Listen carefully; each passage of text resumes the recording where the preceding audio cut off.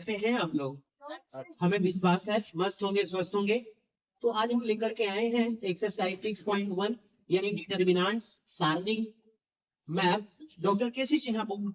इसमें हम आपको बताने जा रहे हैं 32 नंबर यानी 32 नंबर का पहला क्वेश्चन है।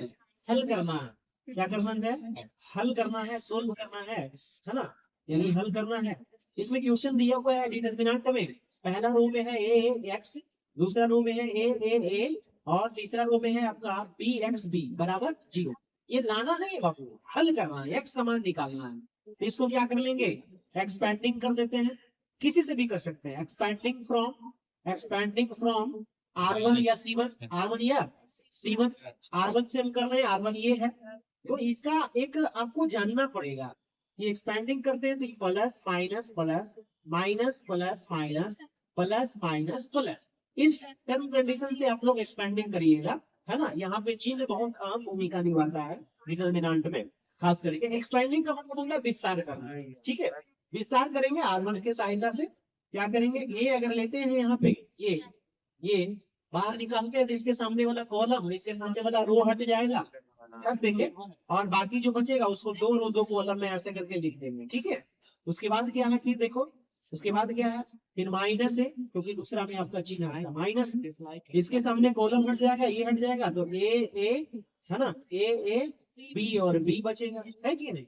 उसके बाद ध्यान दीजिएगा प्लस एक्स है, इसके सामने कॉलम हटेगा, रो हटेगा तो क्या बचेगा? ए है ना, बी एक्स। दो रो दो कॉलम वाला में ध्यान देना है, दो रो दो कॉलम वाला में ध्यान देना है, ऐसे है ना, तिरछा तिरछी होता है। ए गुने बी, ए बी और माइनस ए एक्स, फिर माइनस ए, यहाँ ए गुने बी, ए बी माइनस, है ना, ए बी, है ना? ध्यान देना, प्लस में एक्स इंटू ए गुने एक्स, ए एक्स और माइनस कितना? B, minus B. अच्छा, बराबर ये लाना नहीं है, जीरो देना है यहाँ पे, है ना जी? हल करना है ना एक्स का मान। तो यहाँ पे क्या क्या हो जाएगा? ए है, तो ऐसा करते हैं हम लोग, ए स्क्वायर भी, ए square B minus A square X, है ना? यहाँ पे माइनस है, यहाँ पे देखिए ए बी में से ए बी घट जाएगा तो यहाँ जीरो बचे। तब जीरो गुने ए होगा, तो आप जान ही रहे हैं यहाँ पे जीरो हो जाएगा। क्या हो जाएगा? जीरो हो जाएगा। प्लस में यहाँ पे क्या हो जाएगा? ए एक्स स्क्वायर हो गया माइनस ए बी एक्स हो गया, बराबर में जीरो हो गया। अब थोड़ा ध्यान देने के होते हैं यहाँ पे, देखिए, है ना? यहाँ पे क्या लिखा हुआ है? ए स्क्वायर भी है और ए बी एक्स। तो यहाँ A square B minus A B X, minus A B X, इसको एक जगह रख लेते हैं। और फिर ए एक्स स्क्वायर है माइनस ए स्क्वायर एक्स है ना, इसको एक जगह रख लेते हैं, बराबर में जीरो। अब क्या कर लोगे यहाँ पे? देखो ए और बी है दोनों में, तो ए बी कॉमन ले लेंगे तो बचेगा क्या? ए बी जब कॉमन लेंगे तो बचेगा क्या आपका? सिर्फ ए बचेगा और माइनस एक्स बचा। फिर प्लस में यहाँ देखिए, यहाँ अगर आपका ए कॉमन लेंगे और एक्स भी कॉमन लेना होगा, क्योंकि दोनों में एक्स है, तो एक्स कॉमन, ए एक्स कॉमन लेंगे तो यहाँ बचेगा एक्स माइनस ए बचेगा, बराबर में जीरो।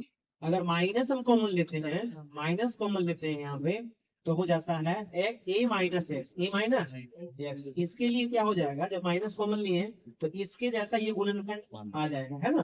तो सेम गुणनखंड आना चाहिए ना, ये फैक्टर तोड़ रहे हैं तो, कॉमन ले रहे हैं तो यहाँ पे क्या आ गया बाबू? यहाँ पे आ गया, एक हो गया A B minus A X, और ए दोनों में से कोई एक लिखा था, ए माइनस एक्स, बराबर में जीरो। अब क्या कर लोगे आप? अब क्या कर लोगे? यहाँ पे देखो, मतलब इसके बराबर भी जीरो है, A B minus A X बराबर में जीरो है। और फिर आपका क्या है ना? और आपका ए माइनस एक्स बराबर भी जीरो है। तो ये दोनों को करेंगे यहाँ पे, ए बी बराबर कितना? माइनस ए एक्स, उधर जाएगा तो प्लस ए से ए कट जाएगा तो एक्स बराबर बी आएगा, एक्स बराबर क्या आएगा?